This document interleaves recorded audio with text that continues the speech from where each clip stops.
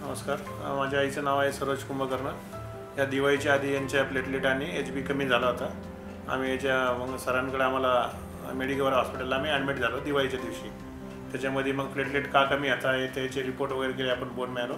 त्याच्यामध्ये cancer detect झाला आईला. तर त्यामध्ये प्लेटलेट वगैरे वाढतच नव्हता त्यांच्या.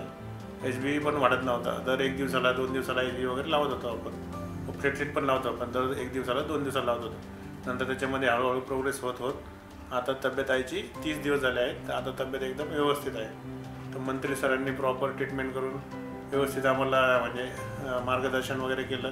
त्या आधारातून म्हणजे आपण होऊ शकतो, कव्हर होऊ शकतो हे पण त्यांनी आपल्याला समजून सांगितलं.